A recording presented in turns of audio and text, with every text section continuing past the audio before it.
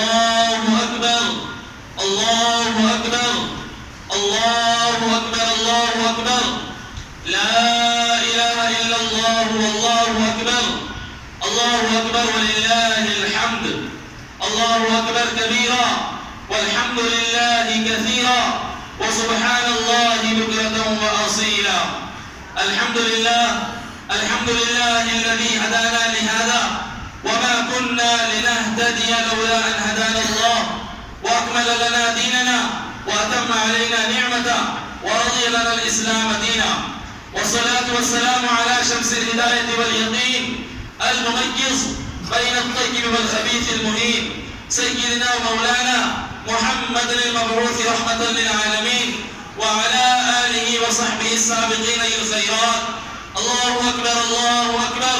لا إله إلا الله والله أكبر الله أكبر ولله الحمد أما بعد اتقوا الله أيها المسلمون حق تقوى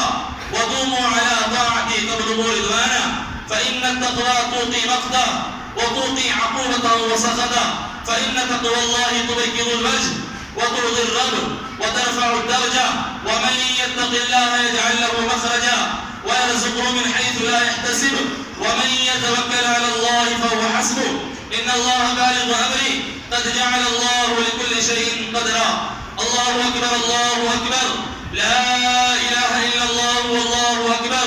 الله أكبر ولله الحمد أيها المسلمون فإن أصدق الحديث كتاب الله وسنن الهدي هدي محمد صلى الله عليه وسلم وخير الأمور عوازمها وشر الأمور محدثاتها وكل بدعة ضلالة وكل ضلالة في النار الله أكبر الله أكبر لا إله إلا الله والله أكبر الله أكبر ولله الحمد أيها الإخوة أما بان لكم أن الأمم قد تداعت عليكم تداعي الآكلة على القصعة واجتمعت على أن تبلع المسلمين وبلادهم فتمزغها مزغا وحتى ما تخشون الناس والله حق أن تخشوا وحتى ما تتولون الأعداء والله ورسوله حق أن تولوا الله أكبر الله أكبر لا إله إلا الله والله أكبر الله أكبر ولله الحمد أيها السادة المؤمنون هذا يوم من أيام الله المباركة يوم الحج الأكبر وهو عيد الأضحى والنحر عيد شريف جليل رفع الله قدره وأظهره يجتمع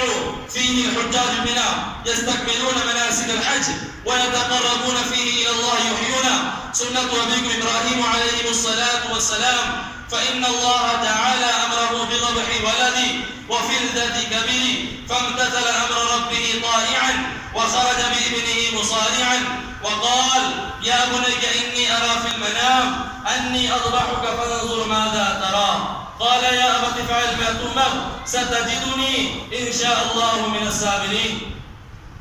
فاستعلما جميعا للقضاء المحكوم وسلم أمرهما إلى الحي القيوم وأهوى إلى حلقه بالسكين فنودي أن يا إبراهيم قد صدقت الرؤيا إنا كذلك نجزي المحسنين إن هذا لهو البلاغ المبين وقد قال أصحاب رسول الله صلى الله عليه وسلم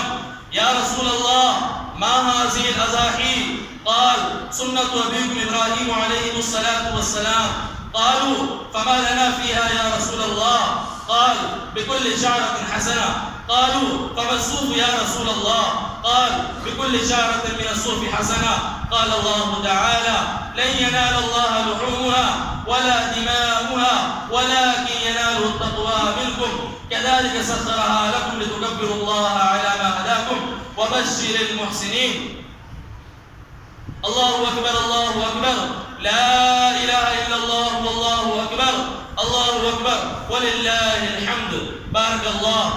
الله لنا ولكم في القرآن العظيم ونفعنا وإياكم بالآيات والذكر الحكيم إنه تعالى جواد كريم ملك بر رؤوف رحيم ورب حليم أستغفر الله لي ولكم ولسائر المسلمين فاستغفروه إنه هو الغفور الرحيم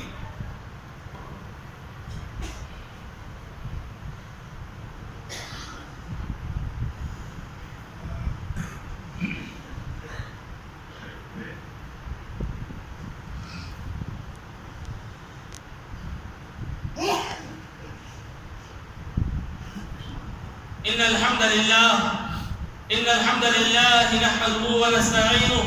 ونستغفره ونؤمن به ونتوكل عليه ونعوذ بالله من شرور أنفسنا ومن سيئات أعمالنا. من يهد الله فلا مضل له ومن يضلله فلا هادي له. ونشهد أن لا إله إلا الله وحده لا شريك له ونشهد أن سيدنا ومولانا محمدا عبده ورسوله الذي أرسل بالحق بشيرا ونذيرا. إن الله وملائكته يصلون على النبي يا أيها الذين آمنوا صلوا عليه وسلموا تسليما. اللهم صل وسلم وبارك على سيدنا محمد وعلى آله وأصحابه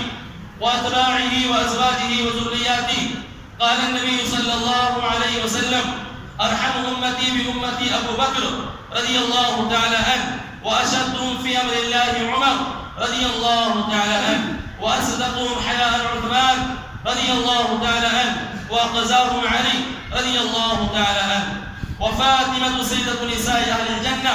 رضي الله تعالى عنها، والحسن والحسين سيدا شباب أهل الجنة رضي الله تعالى عنهما، وحمزة أسد الله وأسد رسوله. اللهم اغفر للعباس وولده مغفرة ظاهرة وباطنة لا تغادر ذنبا.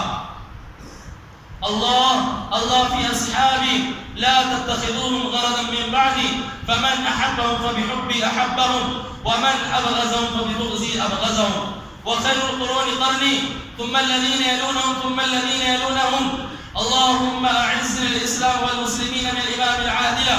بالقوة القاهرة والسلطة الظاهرة على الكفرة الباغية. واغفر اللهم لجميع المؤمنين والمؤمنات والمسلمين والمسلمات الأحياء منهم والأموات برحمتك يا أرحم الراحمين. أعوذ بالله من الشيطان الرجيم. إن الله يأمر بالعدل والإحسان وإيتاء ذي القربى وينهى عن الفحشاء والمنكر والبغي يعظكم لعلكم تذكرون. اذكروا الله يذكركم وادعوه يستجب لكم ولذكر الله تعالى أعلى وأولى وعز وأجل وأهم وأتم وأكبر. الله أكبر الله أكبر لا إله إلا الله والله أكبر. الله أكبر ولله الحمد.